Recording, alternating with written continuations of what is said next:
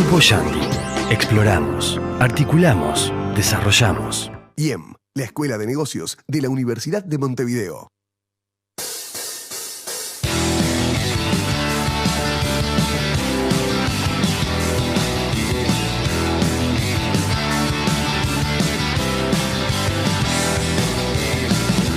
¿Qué escuchas? ¿Qué cantas? ¿Qué escribís cuando el mundo te aplasta? ¿Qué pensás? Antes de que el Frente Amplio llegara al gobierno, Tabaré Vázquez acuñó una frase sobre lo que debe ser la acción y el comportamiento de los gobernantes. Se puede meter la pata, pero no se puede meter la mano en la lata. Y al que mete la mano en la lata, se la cortamos. Este fin de semana cayó Sendik. No fue necesario que le cortaran la mano, ni fue necesario que el presidente lo tuviera que forzar una llamada de teléfono a renunciar. Y eso porque los líderes políticos tienen métodos más sutiles para empujar sin que su brazo y la mano salgan en la foto. Tabaré Vázquez fue el ícono visible de una corriente dentro del Frente Amplio y Mujica de otra. Esta vez la confrontación no fue ideológica entre socialdemócratas y socialistas, sino entre racionales y emocionales. Los emocionales querían salvar al hijo del bebé Sendik, al hijo del fundador de la guerrilla, y tampoco querían entregarle la cabeza en bandeja de plata a la oposición. Los racionales entendían que eso era inconveniente e innecesario.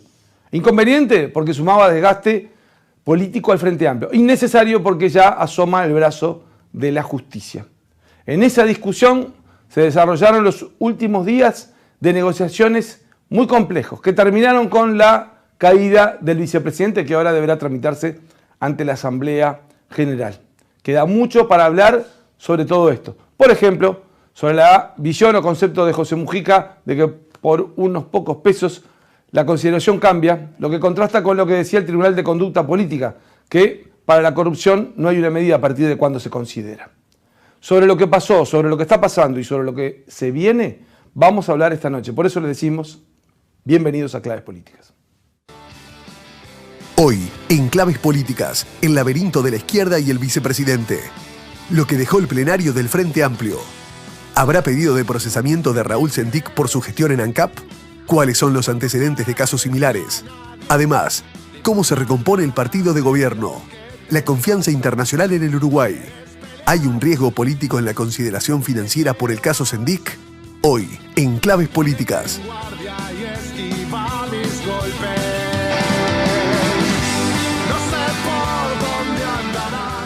Comenzamos el programa con el primer invitado, Óscar Botinelli, politólogo, uno de los analistas además que conoce más el ámbito político por dentro y el Frente Amplio, y tenemos el gusto y el honor de contar con su presencia. Óscar, muchas gracias por aceptar la invitación. Muchas gracias, Nelson. Un placer estar aquí en este programa y contigo. Bueno, hablábamos antes de comenzar.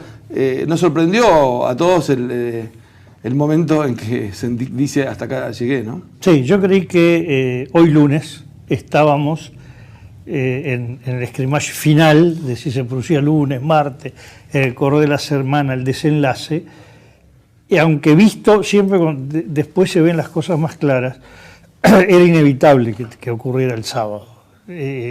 La agonía ya hubiera sido catastrófica para todo el mundo.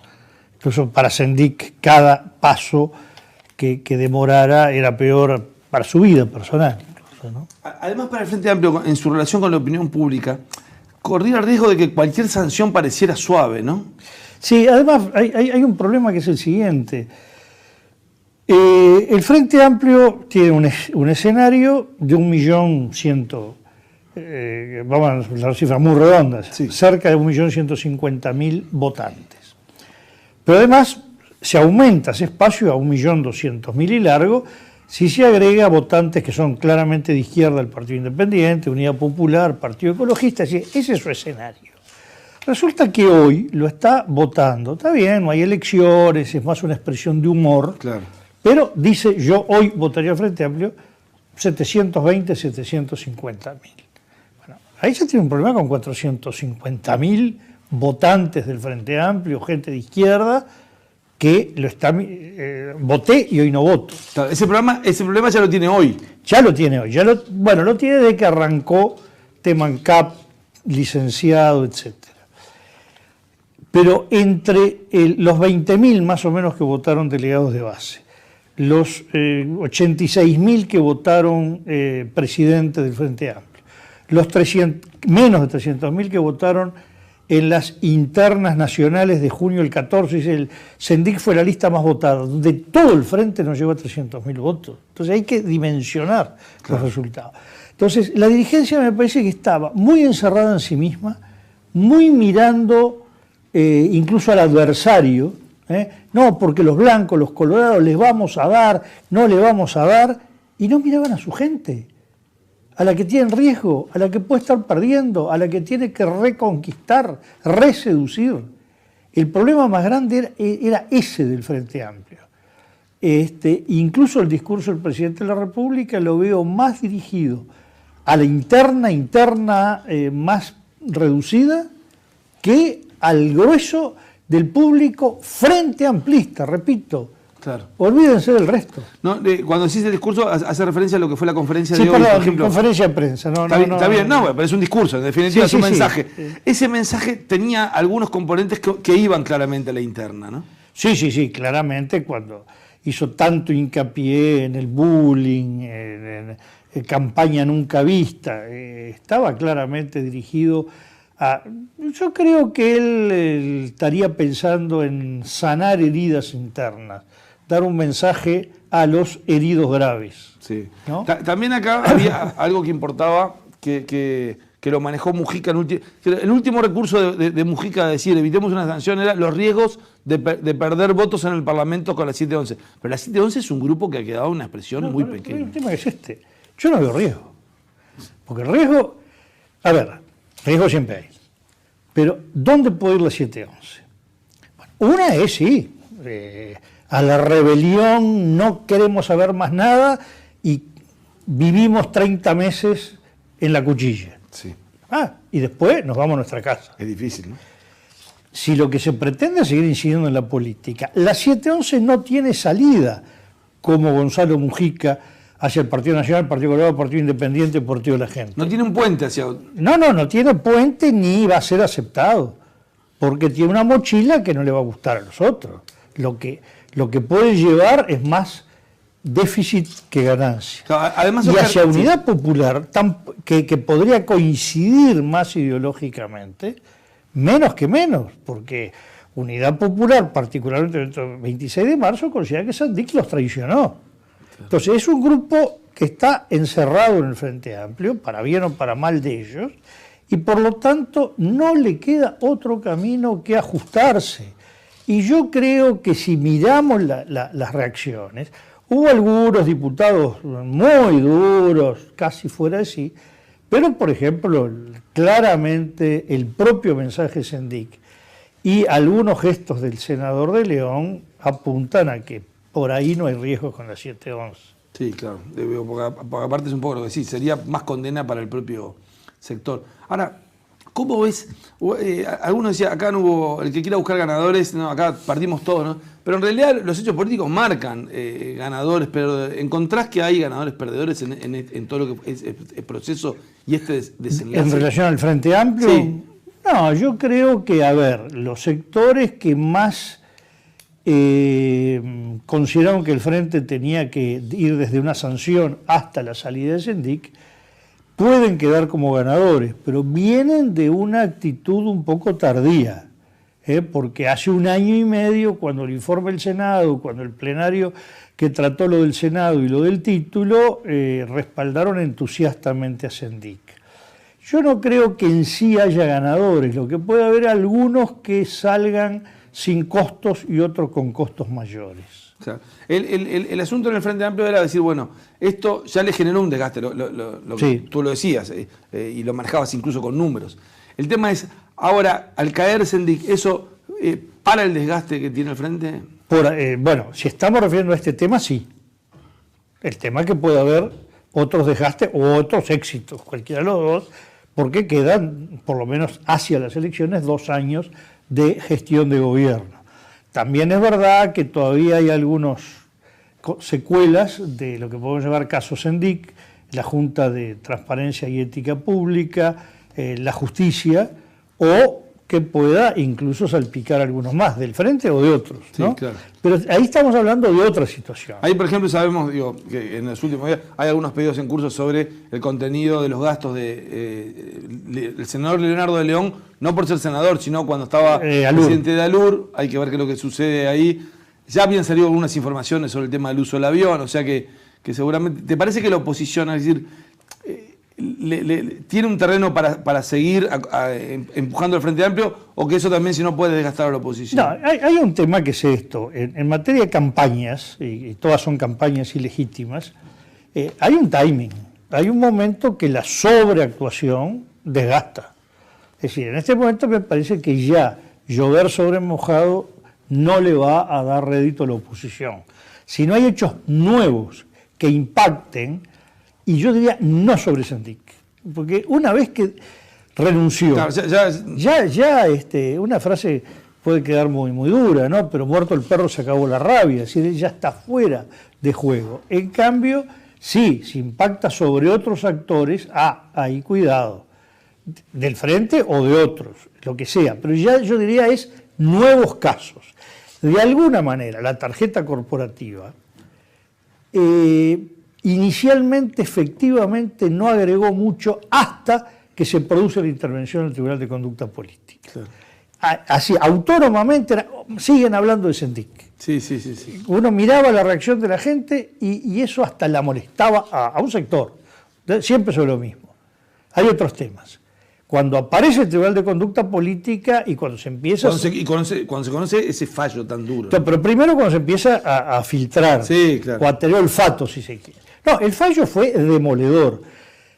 Desde el lunes de la semana anterior, es decir, la previa al fallo, al viernes, uno veía casi como físicamente una aguja que iba cambiando el panorama, desde la unidad ante todo, acá, el no hagan olas, a el consenso de la noche anterior al plenario, que era una sanción. Claro, lo curioso es que Raúl Sendik sí conocía el resultado del fallo cuando se lo mostró Javier Miranda, y se quedó confiado que superaba esa instancia, porque uno cuando lo lee dice, bueno, tiene algunas expresiones, digo, tú que conoces en detalle todo lo que hiciste, digo, ¿qué recuerdos tenés de Tribunal de Conducta Política del Frente Amplio similar, antecedente? No, lo que pasa es esto, a ver, algún antecedente ha habido propiamente ético de personas menores, sistemas menores. Y lo otro ha sido político. Lo que no tiene comparación con esto es que el Frente Amplio, que tuvo rupturas grandes, que tuvo gente que se le fue, que tuvo gente que se le vino, que tuvo amenazas durante años de proyectos alternativos, siempre fue político, ideológico, estratégico. Esta es la primera vez que son acusaciones éticas y que entonces es otra dimensión la que se jugaba. Más aún, la línea defensora de Sendik, que fue esto fuerte en el Partido Comunista, lo quiso jugar en el terreno político diciendo acá hay una conspiración internacional contra los gobiernos de izquierda. Bueno, en ese planteo era un juego político. Claro. Decía, no, acá no hay nada ético, acá es un tema político y todavía de grandes fuerzas internacionales desestabilizadoras de la izquierda.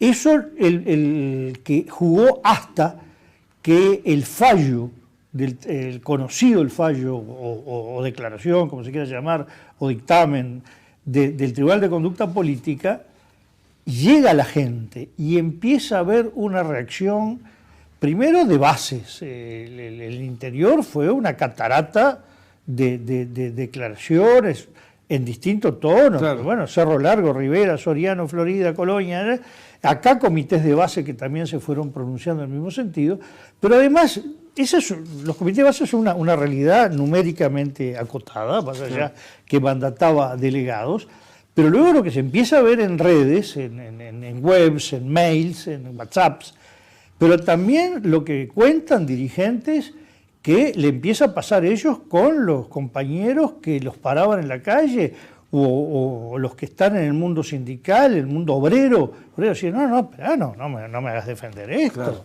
Nosotros nos largamos a la lucha de repente por 500 pesos y salen a decir que 500 nos eso era una presión que no era orgánica, pero que terminaba teniendo más fuerza. Yo creo que fue determinante, que hubo un cambio de clima que terminó generando una oleada en las últimas horas que hizo irresistible el que hubiera un fallo.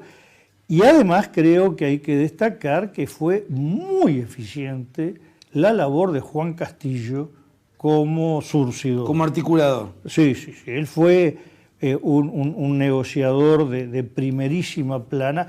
Hubo otros, pero él fue claramente una cabeza de... Tomó lo que es una historia, una tradición histórica del Partido Comunista de tener que hacer ese trabajo, además. Bueno, sí, pero dentro del Partido Comunista de él, ¿no? Que ya venía como... Sí, un partido que no estaba cumpliendo esa tarea.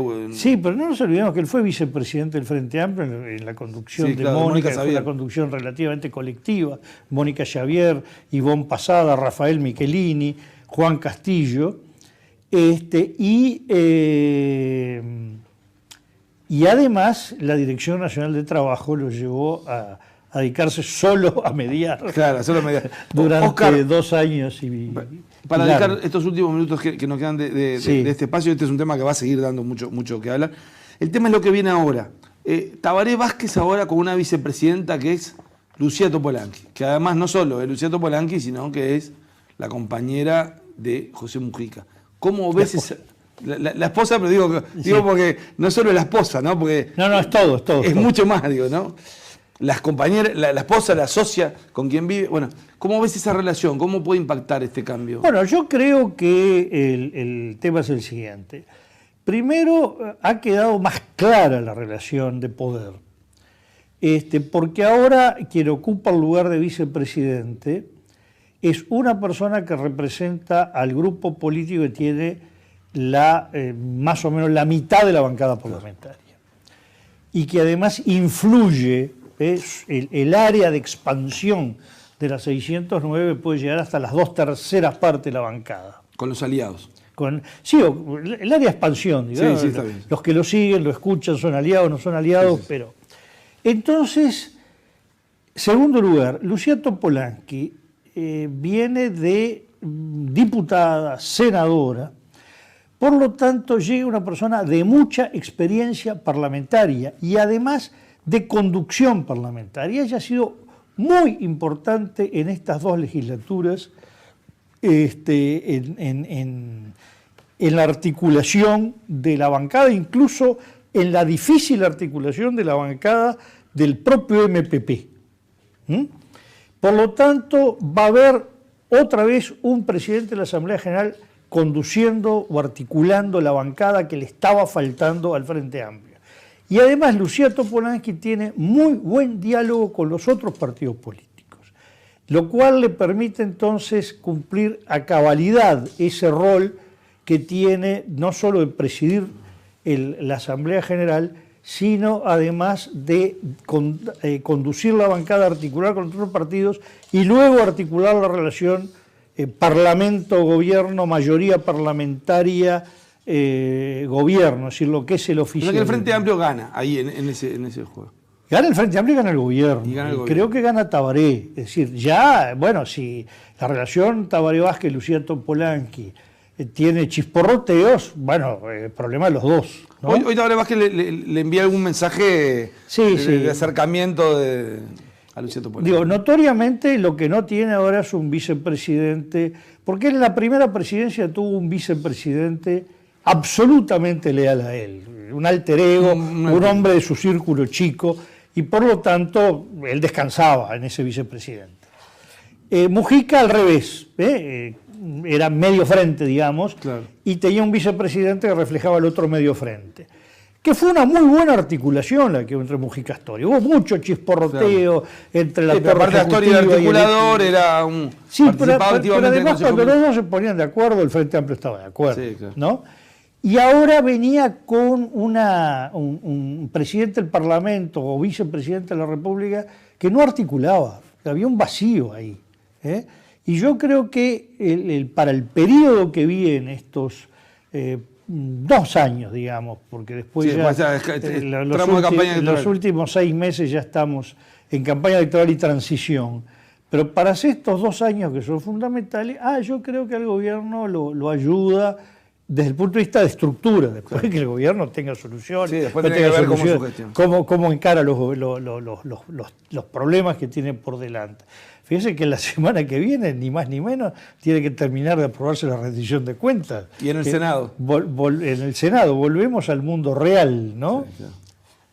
Y el presidente tiene que viajar y Lucia Topolánqui tiene que asumir la presidencia. Sí, a mí me parece muy acertada la decisión del presidente de suspender la suspensión del viaje. Claro. Es decir, porque la imagen de Uruguay quedó afectada, estos claro. titulares, donde más no se discrimina demasiado, ¿no? Sí, sí, sí. Vicepresidente de la República, vicepresidente de Uruguay renuncia acusado de corrupción. Eso y lo de Brasil es lo mismo, ¿no? Entonces, que si el presidente además no va, suspende, se da la impresión. Incluso algunos usaron la palabra crisis institucional. Crisis institucional es cuando está en juego la legitimidad de un gobierno. Claro, en este caso el presidente al viajar queda demostrado que Entonces queda cayó un demostrado que vicepresidente, Uruguay asumió y sigue. siguió la normalidad institucional y queda la persona que sustituye al vicepresidente a cargo del gobierno, del Poder Ejecutivo, el país funciona normalmente y las aguas se aquietan. Yo creo que termina siendo para el Frente Amplio y para el gobierno una buena solución, con una oposición que actuó mesuradamente al final,